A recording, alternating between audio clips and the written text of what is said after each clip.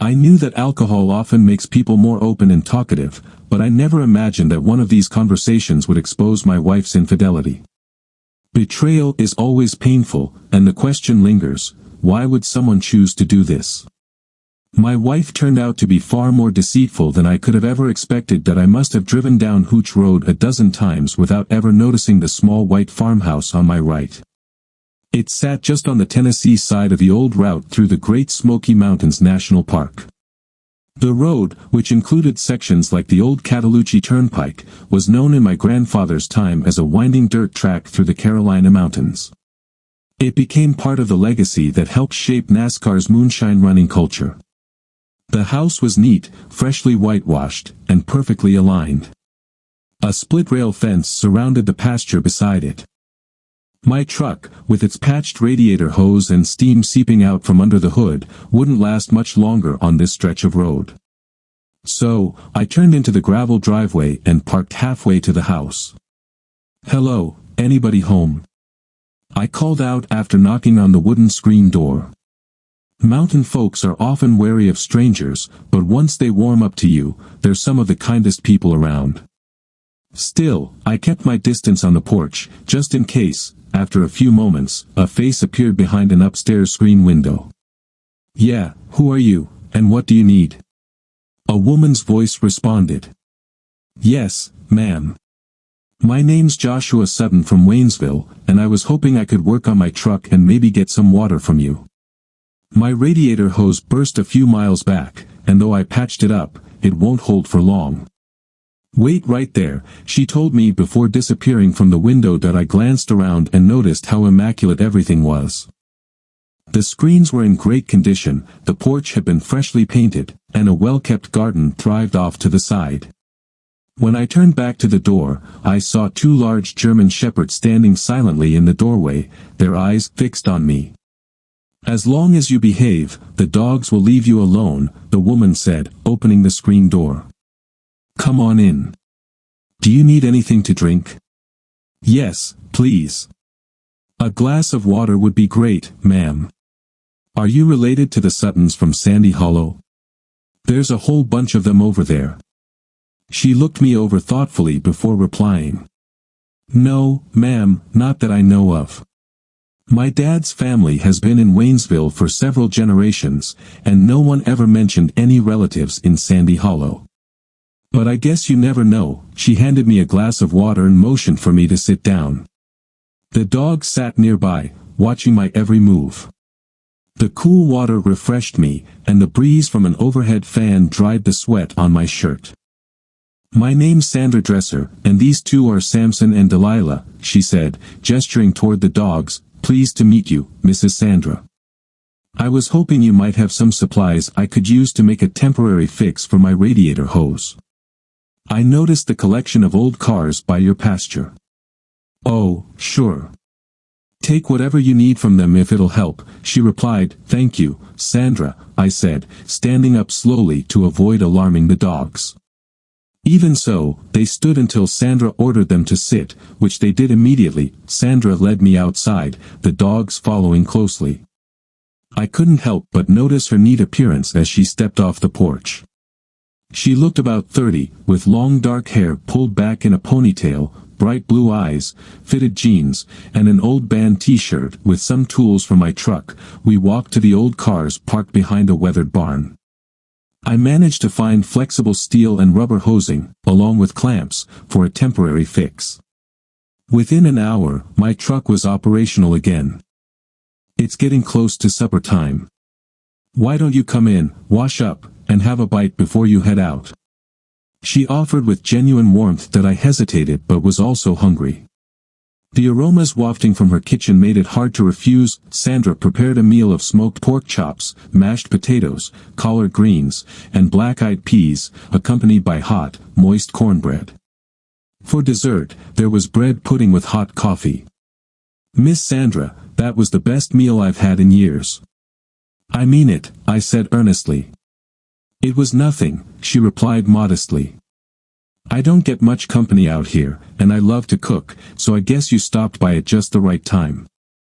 She tossed a few scraps to Samson and Delilah, who devoured them instantly before resuming their watchful guard.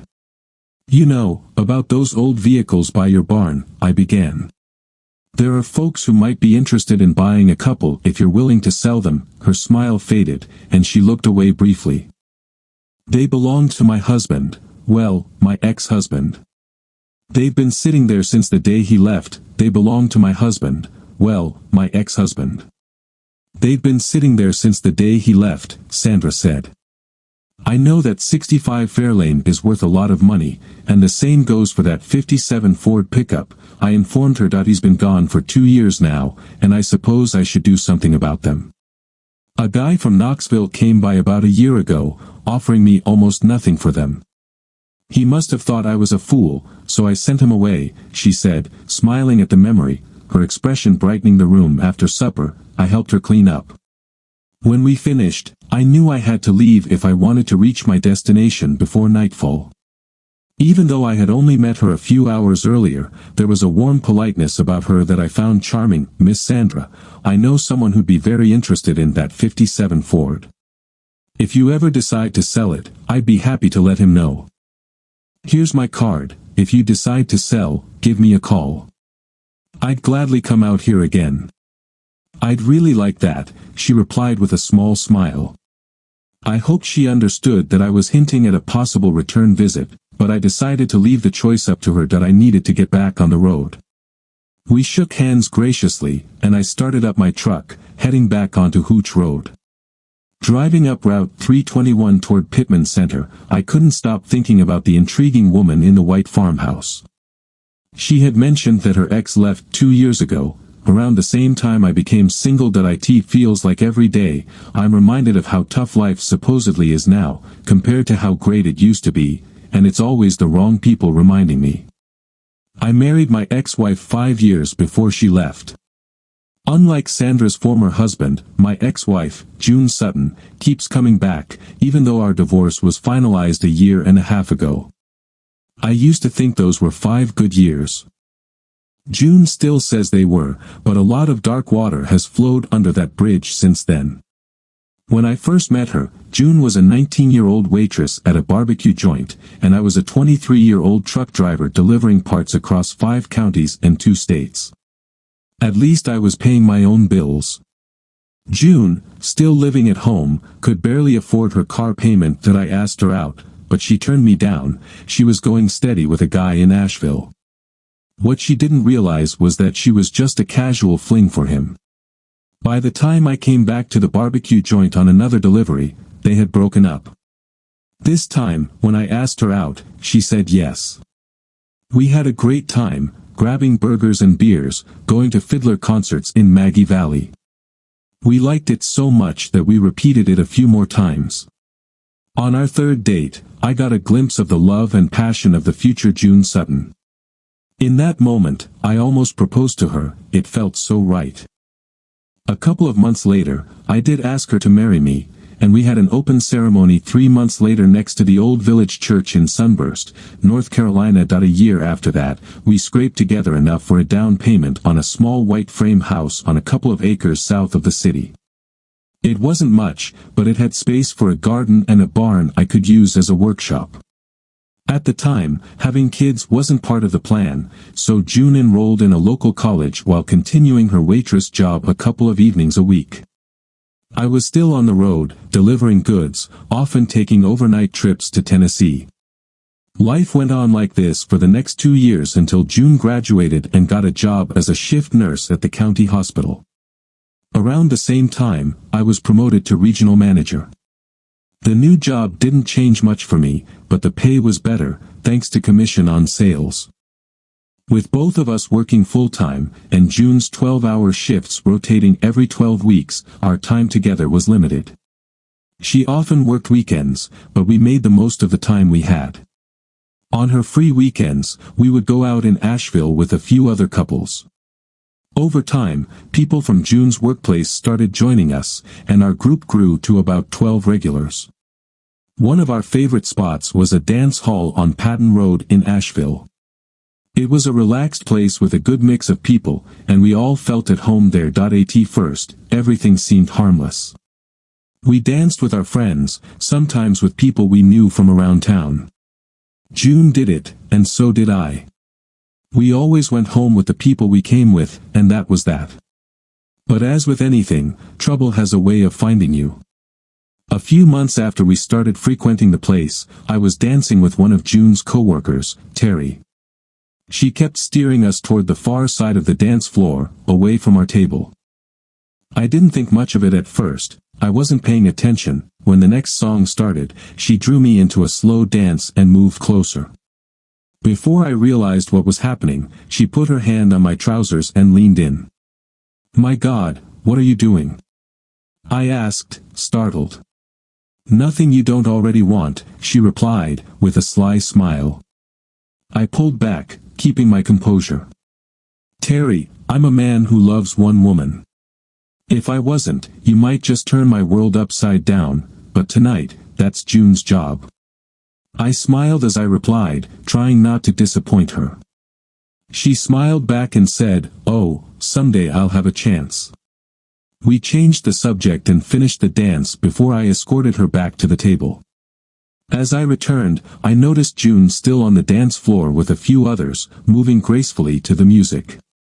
Then I saw her dancing close to a man I didn't recognize. He leaned in, whispered something in her ear, and she smiled and giggled. His hand dropped lower, lingering for a moment.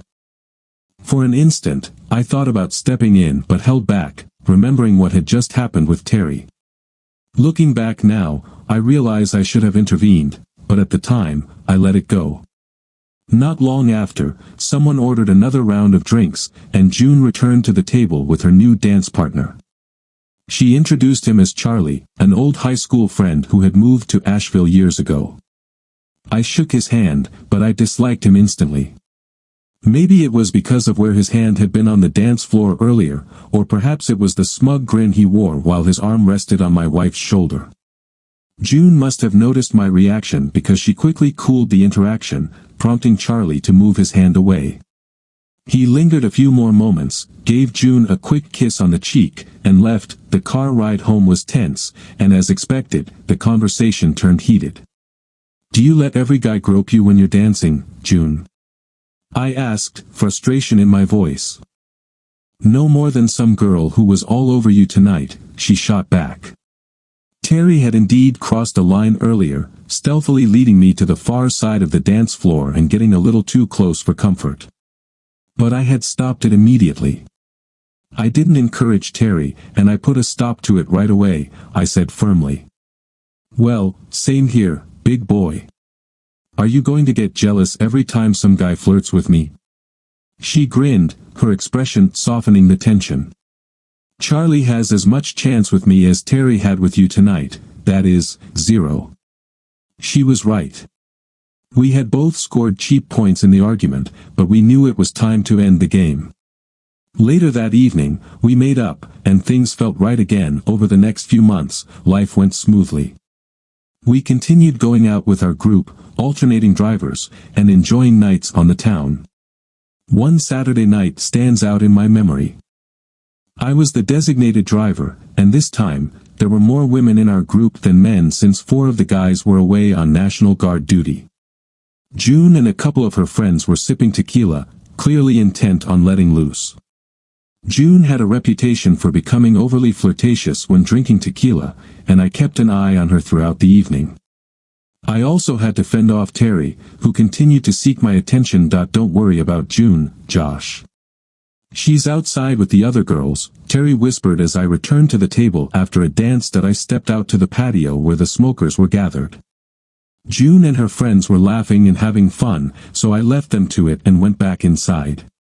At the table, Terry and another woman from their workplace were clearly intoxicated. The other woman, slurring her words, turned to me and said, "Josh, June told us you've got a pretty big instrument." That I burst out laughing at her drunken comment while Terry smirked. Then, out of nowhere, the woman said something that sobered me instantly. "It's not fair she has 2 well-off guys, and we don't have any," she mumbled, giggling. Terry's face froze for a moment, and I felt my stomach drop. "What do you mean by 2 well-off guys?" I asked, trying to keep my tone calm. Charlie, she blurted. Not only is he well off, but he's great in bed. Oh, shouldn't I have said that? She added, giggling uncontrollably. Terry gave her a sharp look, clearly realizing the gravity of the situation despite her drunken state. I ignored Terry and pressed on. What do you mean by that? I demanded. The woman clammed up, mumbling incoherently. I excused myself and went to the men's room, ignoring Terry's attempt to intervene. By the time I returned, the night was winding down. I gathered our tipsy group, loaded everyone into cars, and headed home. June was so drunk I had to carry her to bed like a sack of potatoes. Sitting outside with a beer in hand, I mulled over what I'd heard. If it was a one-time slip-up, maybe I could forgive her. But if she'd been regularly cheating with someone like Charlie, it was over. The ironic part is, I know she loves me. That's why I might be able to forgive a one-time mistake, if it was something like being drunk and out of her senses, and it never happened again. But if it was with the same guy as before, then it wasn't a mistake. It was a choice that I had been working night shifts on Tuesdays and Wednesdays for a while, and June always had Tuesdays off in her current schedule. If she was seeing someone on the side, those Tuesdays would be the perfect opportunity for her to keep it discreet. It's funny how fate sometimes lines up perfectly, and that's how it played out with my marriage. Instead of staying overnight in Sevierville, Tennessee, that Tuesday, I drove back to Waynesville. I picked up some barbecue and drinks, then parked in the upper field across from our house, settling in to watch. It was 11 p.m. when I arrived, and June's car was nowhere in sight. Earlier that evening, I'd called her as usual, letting her know I'd be back late the next afternoon. She said she planned to stay in, watch TV, and maybe call her sister before bed. If she made a call, it must have been from a payphone. I sat in my truck with the window down, listening to a ball game on the radio, the interior lights turned off. Around 12:30 a.m., two sets of headlights approached from the Waynesville direction and slowed as they turned into our driveway. One was June's car, parking in its usual spot, and the other belonged to Charlie, my rival from the dance floor. He had the audacity to show up wearing a cowboy hat. Their behavior was unmistakably intimate as they snuck into my house. The bedroom light came on shortly after, casting a soft glow through the curtains. I was tempted to confront them right then and there, but I held back, knowing the moment wasn't right. I sat in the darkness, seething, angry at her, at Charlie, and at the world. Dark thoughts crossed my mind, but the prospect of jail, even the local county jail, was enough to restrain me. Around 2 a.m., the bedroom lights turned off, and Charlie emerged from the front door. He shared a brief kiss with June, who hushed him as he left, and confidently strode back to his car. I watched silently as he drove away, then started my truck and returned to Waynesville. This pattern repeated over the next 2 weeks, always with the same result. On the third week, I decided it was time to put an end to it. That Tuesday night, they arrived earlier than usual. Once the bedroom light came on, I crossed the street to Charlie's car and flattened all 4 of his tires, and one of June's for good measure, just to avoid suspicion about who did it. Then I crept around to the back of the house. The bedroom window was open to let in the cool night air, and the nightlights illuminated everything inside. From the backyard, I captured photos and video as evidence of her infidelity. Quietly, I entered the house through the back door, phone in hand, recording everything. By the time I reached the bedroom, they were too engrossed in their activities to notice me. When I turned on the light, their shock was palpable. It was as if they had been caught in an impossible situation. Charlie scrambled to cover himself, grabbing whatever he could. "Your clothes are over there," I said coldly, pointing to the pile on the floor. June sat frozen in shock, tears streaming down her face. "Get out," I ordered Charlie, resting my hand on the holster of my belt. He hurriedly gathered his belongings and darted past me, muttering, "Jesus Christ," as he reached the front door. Outside, he discovered his flat tires. The sound of the door slamming behind him was the only reply to his frantic pacing that I turned to June, who was sobbing uncontrollably. "Josh, please let me explain," she pleaded. I ignored her excuses. "How many times, June? How many times have you cheated on me with him?" "Just once, I swear," she cried. "Thank God for that," I muttered, leaving the bedroom to grab a cold beer from the kitchen. I sat at the table, drinking in silence. A short while later, I opened another beer and stepped outside. Charlie was nowhere in sight, and his car sat in the driveway, its flat tires glinting in the moonlight. I chuckled to myself, feeling strangely calm and proud of my restraint that a few weeks ago, I might have been in tears over this. Now, it was just a matter of handling business that I drove my truck to the field on the other side of the road, parked it, and walked back to Charlie's car. I hooked it up to the hitch on my truck and began towing it toward Waynesville, about 5 miles away. About a mile and a half down the road, I passed him, dragging his car behind me with all 4 tires flat and worn down to the rims. When I reached Waynesville, near the Salvation Army store, I left his car in the parking lot and headed back home. June was sitting at the kitchen table when I walked in. "Joshua, can we talk about this, please?" she asked. I glanced at her and simply said, "Not tonight," as I grabbed the rest of the 6-pack and headed out to my shop in the backyard. My shop was my sanctuary, a mechanic's man cave where I had set up a retreat in the loft. With Mars Hotel playing softly in the background, I finished the beers and drifted off to sleep. The next day, I called my boss to let him know I had personal matters to attend to at home. Then I went inside to confront June. "June, you need to move out and stay with your sister. You're the one who messed up," I told her firmly. Surprisingly, she didn't argue. Maybe she thought trying to convince me it was a one-time mistake would make things easier. Her sister, Anne, came over to help. After fixing one of the flat tires, they loaded June's belongings into their cars. Before they left, Anne came over to talk to me. I had always liked Anne and held no ill will toward her. "Josh, are you going to take her back? Did you know she was cheating on you?" she asked, her voice trembling as she wiped away a tear. "You two have always been so good together. It breaks my heart to see this happening," she added. "Me too, Anne." "Me too," I replied as I hugged her. They drove off down the road, and I stood there watching until they disappeared.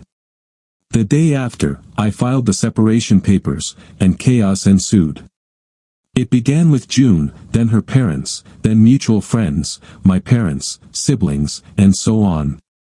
Everyone believed we could work it out, chalking it up to a one-time mistake.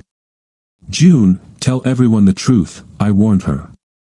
"Or I'll distribute the video and photos I took as evidence to everyone you know."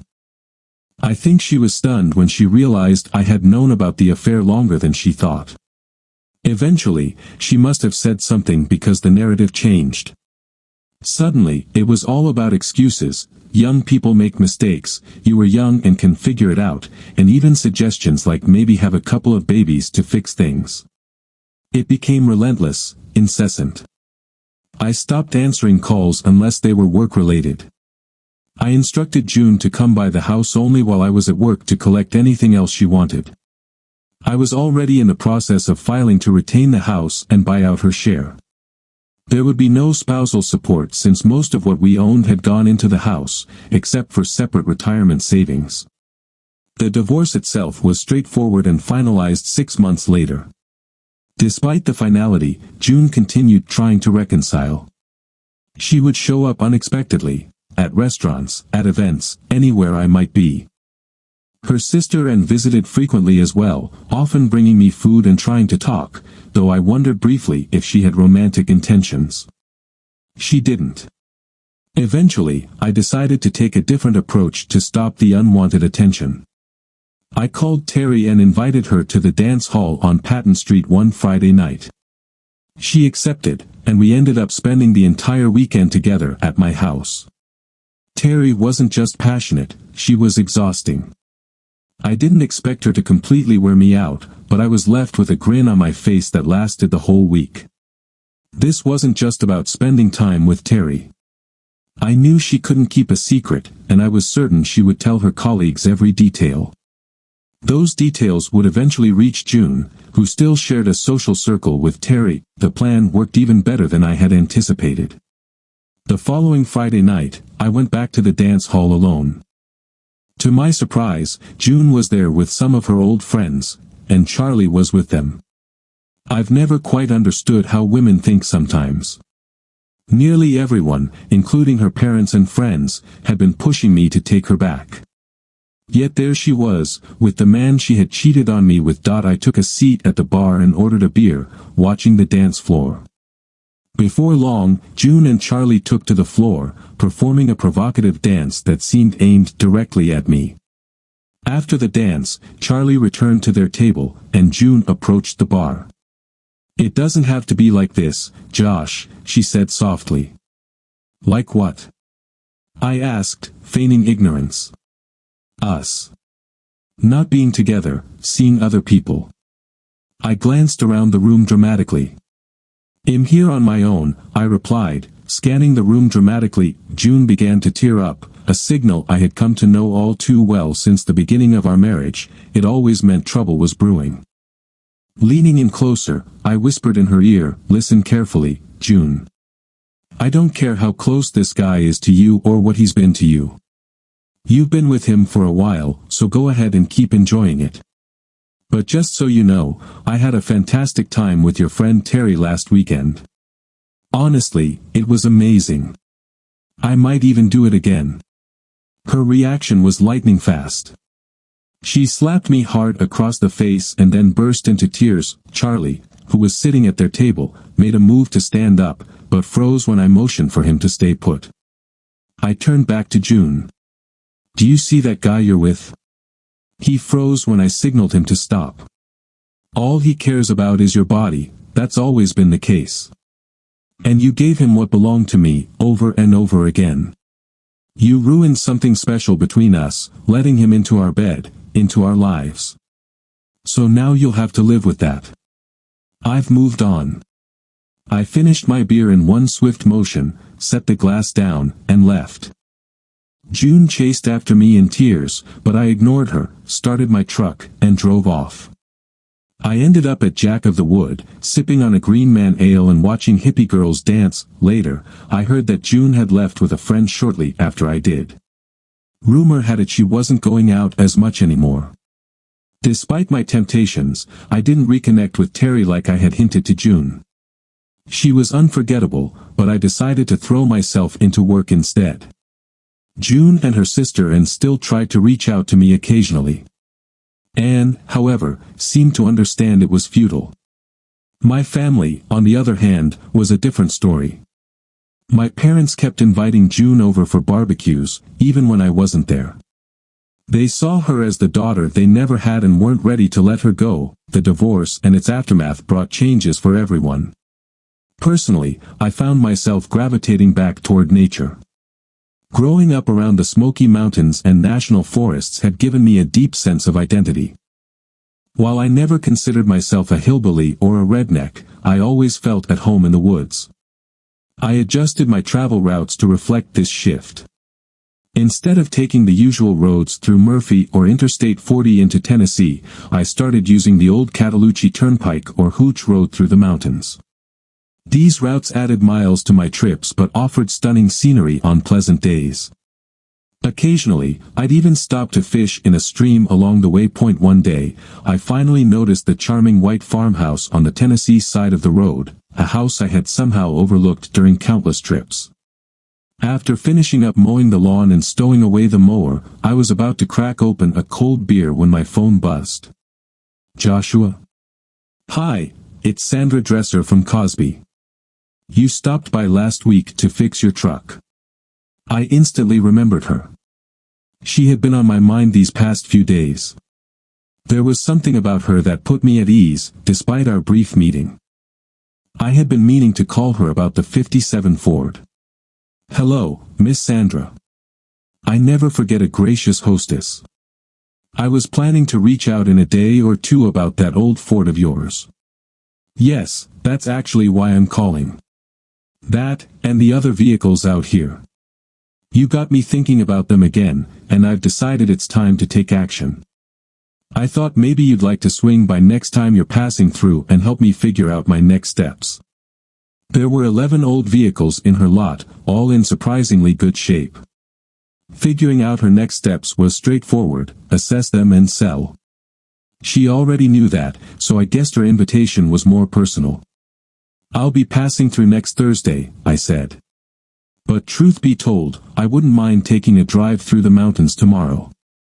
It's supposed to be a beautiful Sunday, I added optimistically. 30 minutes later, I was sitting in a barber's chair in Waynesville, getting a trim.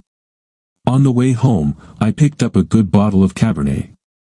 I usually stick to beer, but I can appreciate a fine red wine when the occasion calls for it. The next morning, I set out on my usual route, enjoying a clear and sunny day.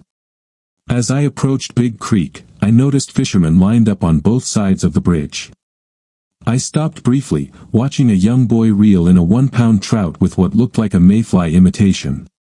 After a quick break, I continued down the road and arrived at Sandra's gravel driveway. I saw her engaged in an animated conversation with a man while her 2 dogs sat attentively nearby. Another man sat in a parked car, observing the scene that I parked my truck and walked toward them. The conversation seemed to be escalating. Now, Bill told me I could have that 65 back there in exchange for some work I did for him a couple of months ago. Damn it! The man said to Sandra.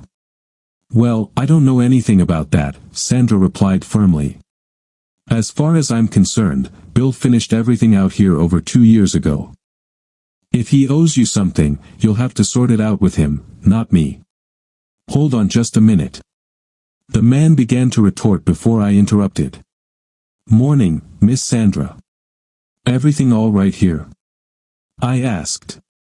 She glanced at me, looking slightly apprehensive before responding. Everything's fine, Joshua. This gentleman was just leaving, Sandra said calmly. The man glared at me with fury in his eyes, but I met his look with a polite smile and wished him a good day. Grumbling under his breath, he got into his truck and drove off toward Cosby. Turning to Sandra, I asked, what was that all about? I think my ex-husband is stirring up trouble, she sighed. He's not supposed to be here. He's under a restraining order and isn't even allowed to drive down this road. I chuckled. Well, that's convenient. Oh, by the way, I brought a bottle of wine, a 2012 St. Francis Cabernet. Should we put it in the fridge for a bit? She smiled warmly, and we walked up to the porch with her 2 dogs following closely behind. After stowing the wine in the kitchen, we settled on the porch to talk about the collection of vintage cars she had in her barn. Among the cars were a 57 Ford, a 65 Fairlane, a 67 Barracuda, a 69 Olds 442, and a 48 Cadillac, along with several less remarkable sedans. It was an impressive collection and a significant nest egg if sold at fair market value. I know someone who'd be interested in that 57, I said. Given its current condition, I think you could get at least $88,000 for it, maybe even $110,000.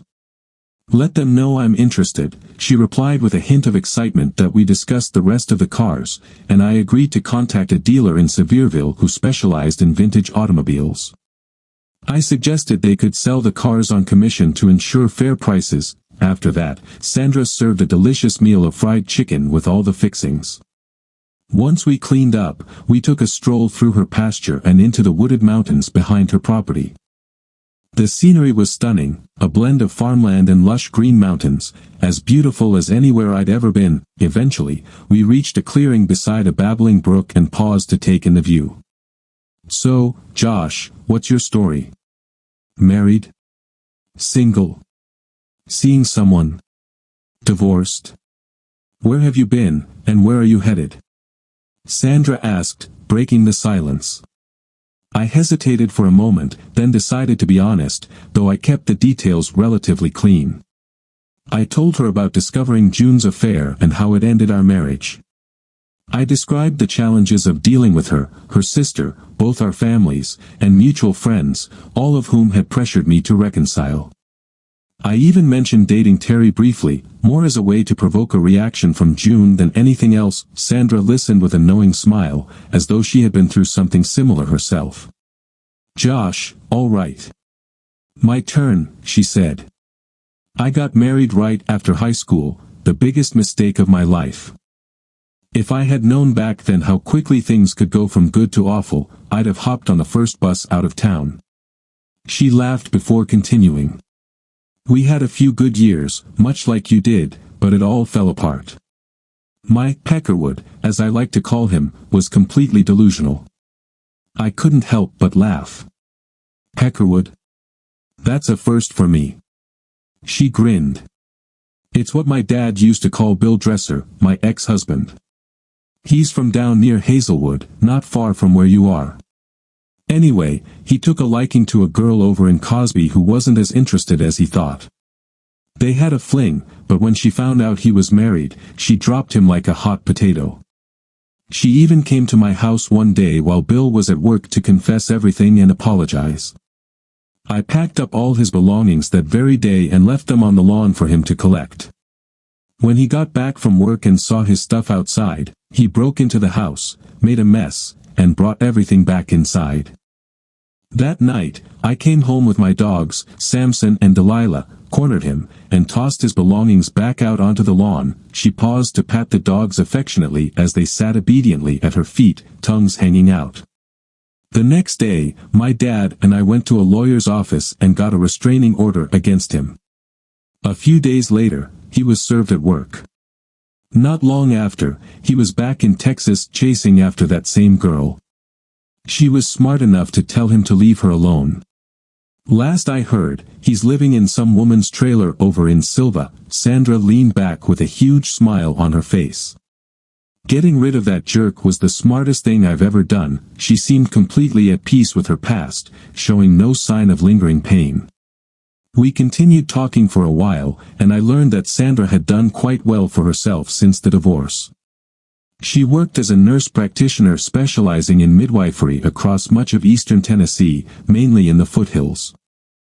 She had inherited her grandmother's farm a few years ago, and until the divorce, she had been managing a small 3-acre tobacco plot. With her frequent travels, there was no one to tend it properly. Later, when we returned to the house, I took some pictures of the old cars near the barn to show my friend. As it was getting late in the afternoon and I had work the next day, we decided to call it a day. Sandra gave me a warm hug, which she extended with a lingering kiss on my cheek. I might drop by one evening this week, maybe Thursday, if I hear back from my friend in Sevierville, I said. I'd really like that, Mr. Josh Sutton. If I'm not out on a call, I'll give you a call to confirm, she replied with a smile that I drove back onto Hooch Road that Sunday afternoon feeling like a school kid with his first crush. It had been a half date, not officially a date, but definitely more than just a casual visit.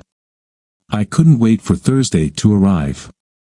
On Tuesday evenings, the barbecue joint offered all-you-can-eat fried catfish with all the trimmings for $9.99 plus drinks. Picture thin strips of fried fish, coleslaw, baked beans, potato salad, and the best Carolina hush puppies in the state. June and I used to go there together, but this particular evening, I walked in alone and settled into a booth with a newspaper to read while I ate. I had barely started eating when they walked in, spotted me, and all three slid into my booth. Well, look who's here, the long-lost traveler, Dad said, squeezing in next to me. Mom and June took the seats opposite me. I'd be lying if I said June didn't look stunning. She looked more than stunning, and she knew I noticed. I suppose you all just happen to be here while I'm sitting like this? I asked, addressing no one in particular. We come every Tuesday, Josh. You know that, Mom replied. June simply smiled, her eyes sparkling, which only added to her charm. Yep, Tuesday for catfish and Thursday for brisket. Best in the Carolinas, Dad added. Realizing I was outnumbered, I joined them at the serving line and sat back down to eat. It felt like there was an unspoken competition to see who could eat the most. I was just trying not to eat the least. For them, it felt like old times, but for me, it was one of the most awkward meals I'd had in a while. Isn't this wonderful? I remember when all four of us used to come here every week, Mom said, smiling brightly. June looked radiant as she nodded along. Excusing myself, I went to the restroom. When I returned, Dad started to get up to let me back in, but I gently stopped him. No need, Dad. I have an early morning tomorrow, so I should head out. I'm in Hickory first thing, I said, leaving a $20 on the table. I smiled at everyone, including June, and wished them a good evening. It was only 6:30 p.m., and by 7 o'clock, I was at Bam's tap room with a cold pint in front of me. The tap room had always been a favorite of mine, though it used to lack live entertainment. A couple of months ago, Ben and Kelsey, the owners, had introduced a live band on Saturday nights and expanded the dance floor. Since June and her friends weren't regulars there, I made a point to visit often. It was also a good place to meet like-minded people. That night, Ben was behind the bar, pouring my usual double IPA. As I surveyed the scene, a familiar voice interrupted my thoughts. Long time no see, stranger. How have you been? Terry asked, sliding into the seat beside me. Terry looked as good as ever, perfectly fitting the relaxed vibe of the evening. It had been a while since we'd last gone out, back when I was trying to nudge June into moving on with her life. Clearly, that plan hadn't worked. I'm doing great, Terry. You're looking fantastic yourself, I replied sincerely. I'm hanging in there. Things have been slow, but seeing you here gives me hope, she said, patting my thigh lightly. I bought her a beer, and we found a table in the corner near the pool players. We caught up on news, and I learned that the old group still got together on weekends, sometimes with June joining them. I didn't ask about her ex, and Terry didn't offer any details. It wasn't my business. As the evening went on, I realized I wanted to spend the night with Terry. We shared a connection, and that night, we were together. In the morning, she surprised me by pulling me back to bed before leaving for work. Josh, I know we're not going to be a couple, but I'd like things to stay normal between us if you don't mind, she said as we talked over coffee. I think that's a good idea, I replied. As long as we're both single, I'm fine with it. The same day, Sandra called to inform me she would be home Thursday afternoon and evening unless she was needed for an unexpected delivery. Her call brightened my day, and I checked in with my friend in Sevierville. When I reviewed his email, I realized Sandra stood to make a substantial amount of money if she accepted his offer. When I returned home that evening, chaos had erupted. Earlier, I had welcomed Terry into my home for the day around lunchtime. Then, unexpectedly, June and my mom dropped by under some vague pretense. This wasn't the first time June had shown up unannounced. She often found reasons to visit, whether I was home or not. This time, however, she walked in and found Terry lounging in my house, wearing one of my cropped t-shirts and underwear. It was clear what had been going on, and June lost her composure. She wasn't prepared to find another woman in what used to be her home, and a clash ensued. My mom tried to mediate, but aside from a few pulled hairs, some smeared makeup, and a knocked-over potted plant, no serious damage occurred. About half an hour after I got home, June returned with my mom and dad in tow. I wasn't sure what they hoped to achieve, but I took a sip of beer and waited for them to come in. Mom spoke first. Joshua, I don't know what kind of family you think we have, but it's unacceptable for strangers to come and go from your house at all hours. Dad remained silent, clearly deciding not to get involved. I looked at June, then back at Mom. How old am I, Mom? 30, she replied hesitantly. And how long have I been living on my own? Since you were 19, she answered. That's right, since I was 19. And I've been living in this house since I was 24, correct? She nodded. So, Mom, am I a married man? You were, she began, and you should be, I interrupted her sharply. Yes, I was married, but I'm not anymore. Do you see how that works now? Another question, who are these strangers you're talking about? Because as far as I know, the only person who's ever disrespected this house is the one who cheated on her husband in the bedroom. So, who are these strangers walking around my house?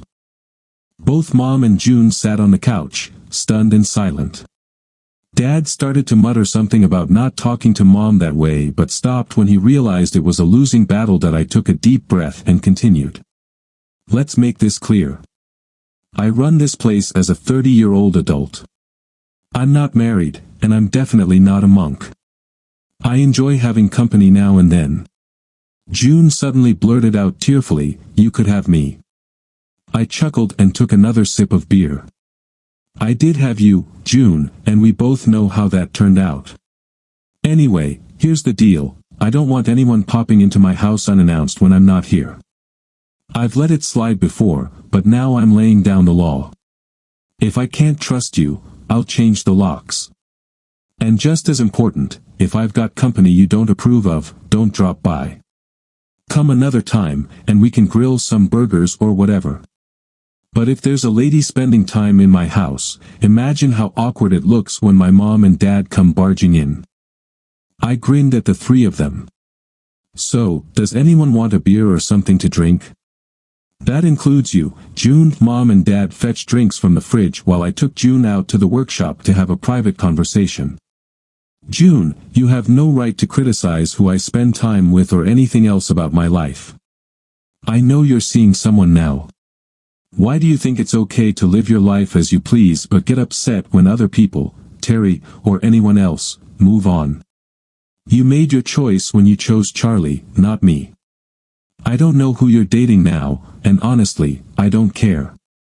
What I do care about is you starting to behave like an adult. Live your life and stop trying to interfere in mine, or my relationship with my parents. I know they care about you, and I get it. But leave Terry alone. She hasn't done anything to you, and neither have I. She looked down, and when she looked back up, I saw the pain in her eyes. I knew she still loved me, but despite that, she couldn't stay away from her current guy, even while trying to make peace with me. That we returned to the house, where Mom and Dad were relaxing and watching an old TV show. By the time everyone left, I was completely exhausted. Later, I called Terry to apologize for the family drama. The next day, I met Anne, June's sister, for lunch at a local diner. "Hi, Josh. You look great as always," Anne said warmly. I had always appreciated Anne's kindness and sincerity. I was talking to June this morning, she continued, and she mentioned yesterday's episode, as she called it. I think she's starting to understand, Josh. It's hard to see things end like this.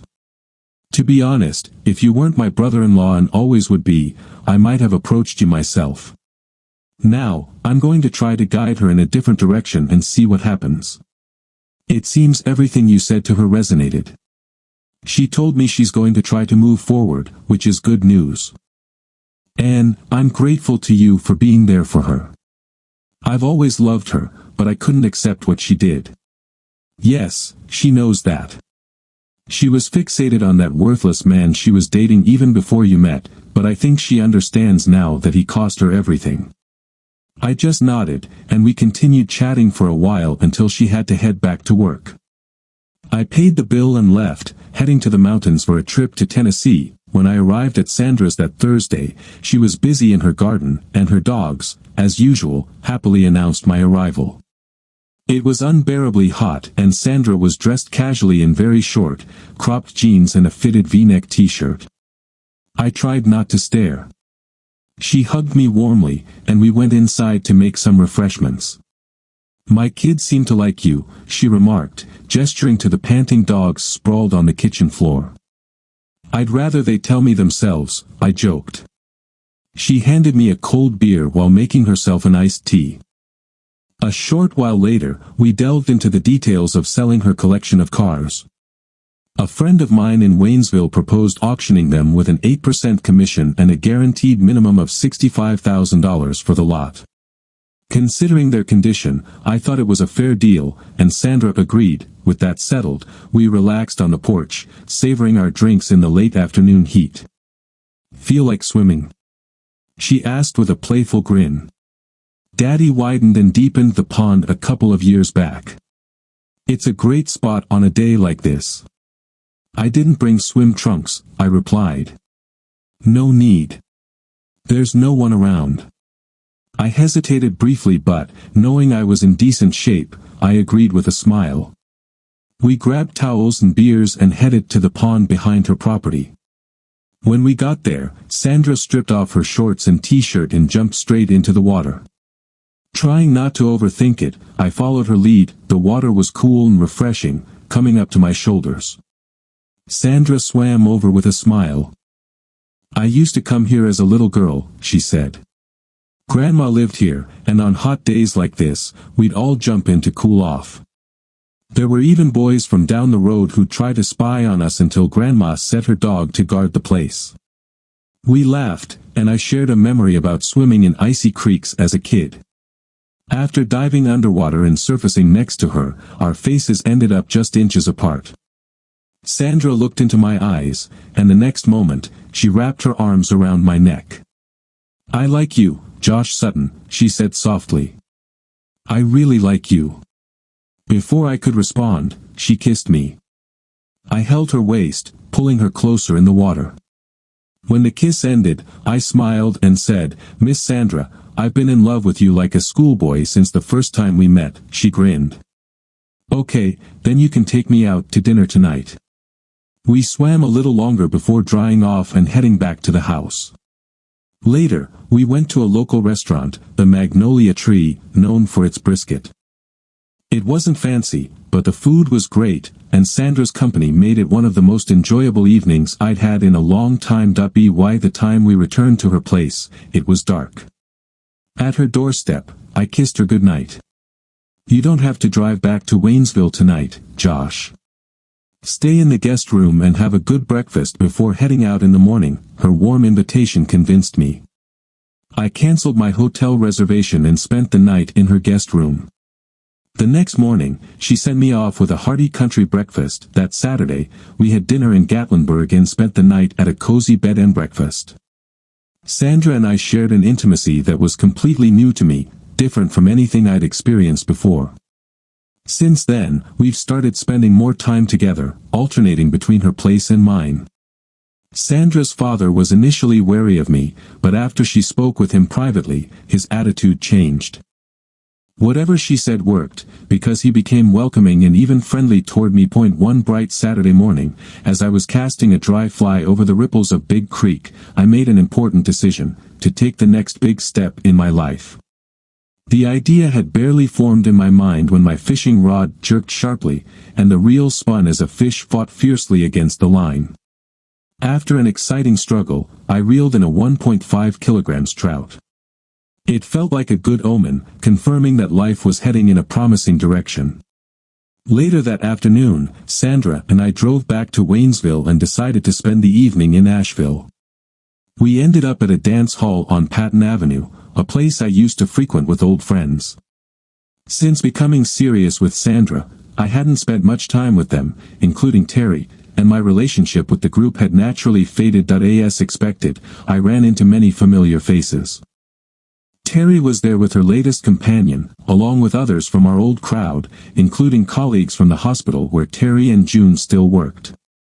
Across the room, I spotted June with a man I didn't recognize. She looked content. June had evidently moved forward with her life. She had even apologized to me for the way our marriage ended. My parents still treated her like a daughter, but that no longer bothered me. However, June didn't know about my relationship with Sandra, and this would be the first time she'd see us together. Sandra and I danced a few songs and were chatting at the bar when June approached from behind. "Hello there," she greeted warmly. "Well, hello, June. You're looking great," I replied, scanning the room for her date, who was nowhere in sight. "Thanks, Josh. Your parents mentioned you've been doing well and spending a lot of time in Tennessee. I'm genuinely happy for you." I introduced her to Sandra. I noticed a fleeting hint of sadness in June's eyes, though she concealed it well. After a brief hug, she returned to her group. Suddenly, I felt a glancing blow to the side of my head. Sandra screamed, "No, Bill. You can't do this." Before I could react, he swung at me again. I responded with a right hook that knocked him down. Sandra was in tears, and unexpectedly, June rushed over to help the man on the floor. "What the hell, Josh?" June exclaimed.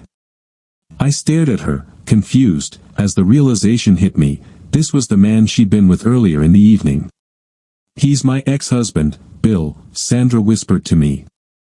"June, he attacked Josh, not the other way around," Sandra explained.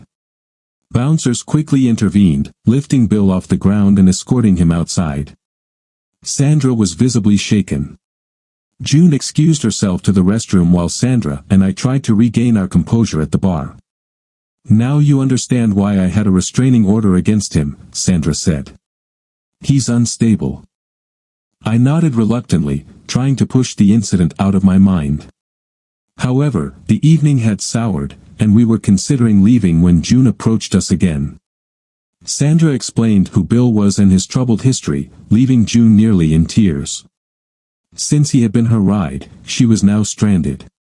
Feeling a sense of responsibility, Sandra and I decided to drive her home to her sister Anne's place. As we walked to the parking lot, June lagged behind. Suddenly, I noticed a flash of white light and heard a loud pop. Instinctively, I dropped to the ground, drew my concealed weapon, and fired 2 shots at Bill, who was standing ahead of us with a gun. Both shots hit him in the chest, bringing him down. That I quickly checked myself for injuries but felt no pain. He had missed me. Then I heard Sandra scream, "Oh my God, she's been shot." I turned to see June lying on her back, blood trickling from a small wound on her temple. Security personnel rushed over as I knelt by her side, finding her still alive but barely conscious. Time seemed to freeze, and everything felt surreal. A woman nearby began administering first aid, and within moments, EMTs arrived and took over. June was rushed to Mission Hospital, and Sandra and I followed closely behind. On the way, I called Anne to inform her of the situation and ask her to meet us at the hospital. When we arrived, June was already in surgery. We waited anxiously in the surgical waiting room for any updates. Hours later, a nurse informed us that the surgery would take time and that June was in critical condition. Sandra and Anne stayed close together, consoling each other, while I stepped out briefly to get some food. 3 hours later, the surgeon finally emerged with an update. "We've moved her to the intensive care unit, and we believe she's going to survive," he began. "The full extent of the damage won't be clear until she wakes from the induced coma we've placed her in to aid her recovery. A fragment of the bullet impacted her medial temporal lobe, which may affect certain types of memory. However, her motor functions appear unaffected. We'll know more in the coming days." We were allowed a brief visit with June, who remained unconscious. Sandra and I spent the evening supporting Anne as best we could. The following morning, the doctors repeated much of the same information to Anne and her parents. June remained in an induced coma for 4 days. When she was finally awakened, Anne and her parents were present. The first person she requested to see was me. Before I went to the hospital, Anne briefed me. She can speak and hear well, though her right eye is still a bit blurry. The doctors believe it will improve with time. The concerning part is her memory loss. She doesn't remember how or where she was shot, or who did it. And here's the tough part, Josh, she still thinks she's married to you. It's like the last 2 or 3 years never happened. She believes you two were planning to start a family soon, but that'll have to wait a couple of months or so. That I was at a loss for words, debating whether I should even go to the hospital. Sandra insisted I go, offering to accompany me but staying downstairs in the lobby while I visited June. When I entered the ward, June looked disheveled but awake, resting in her bed. Her parents had just stepped out, and then sat quietly by her side. June wasted no time. "Josh, where are my wedding rings? I remember having them yesterday morning, or whenever it was before all of this happened," and gave me a sad look, as if expecting me to respond like I was still June's husband. I was caught between the past and my current reality. The engagement ring I'd bought for Sandra was still sitting in my dresser, waiting for the right moment, a moment I had planned for days ago. June, do you know what the date is? Or what year it is? I asked gently. Well, it's supposed to be July 2012, but my doctor says otherwise, and I just don't understand, she replied, glancing at Anne. Anne shook her head, her eyes welling with tears. June, don't worry about your rings right now. The most important thing is focusing on your recovery and hopefully regaining your memory, I said, trying to smile despite the heaviness in my heart. June reached out to hold my hand, and I let her. We talked about family and her recovery, but I avoided the difficult truths. Later, in the waiting area, I discussed her condition with Anne and the doctor. Her memory seems intact for most things, family, friends, but she struggles with connecting dates and events, the doctor explained. There are gaps, including memories of her affair and your divorce. It's hard to say if she'll regain those memories. Sometimes, a trigger like a place or a person can spark recognition, but it's unpredictable. I thanked the doctor and hugged him tightly. I also confessed that I had planned to propose to Sandra the night June was shot. And told me that Sandra had already shared this with her, which didn't surprise me. Descending in the elevator to meet Sandra in the hospital lobby, I thought about my failed marriage and the future ahead. The decision was clear, I had moved on. Why sacrifice the happiness I had found with Sandra for someone who had been unfaithful, even if she didn't remember it? I'd seen people forget their actions due to addiction or trauma, yet they were still accountable for their behavior. Sandra facilitated matters by sitting June down and gently confronting her with the truth. She even brought Charlie, my former rival, hoping his presence might jog June's memory, but it didn't. Eventually, June accepted the truth, despite not recalling her actions, and her remorse was evident. June went through a period of depression, but Sandra did something extraordinary. One afternoon, while I was away, Sandra traveled to Waynesville to visit June.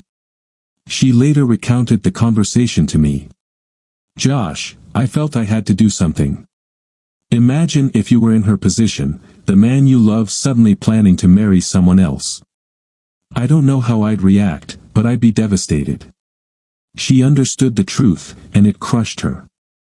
But I gave her a choice, to dwell in misery or move forward. Like after the shooting, she chose to move on. Sandra's words were true. June began rebuilding her life, and over time, we even became friends. She found peace and companionship with a new partner, and despite everything, my parents continued to adore her, even inviting her and her partner over for dinners. They also cherished Sandra, fully accepting her as part of the family. Life has changed drastically since that night in Asheville. I sold my house in Waynesville and transitioned to working out of a regional office in Cosby. Living with Sandra at her farmhouse made sense given my frequent travels, though I still have occasional overnight assignments. Sandra has expanded her work as a nurse practitioner and midwife into a nearly full-time role. Last May, we took a blissful 2-week getaway to Key West. Joshua and Sandra Sutton returned relaxed, sun-kissed, and ready to embark on the next chapter of our lives. As Sandra and I cast lines into Big Creek one sunny afternoon, 2 more Can-Am spiders pulled up beside ours. June and her partner of 6 months joined us in trying to coax the elusive trout to bite. Despite the challenges of betrayal, divorce, and moving on, June and I have emerged as friends. Last night, Sandra shared the most wonderful news: I'm going to be a father. Life is good, and my biggest concern now is how we'll fit our growing family into a 2-seater Can-Am.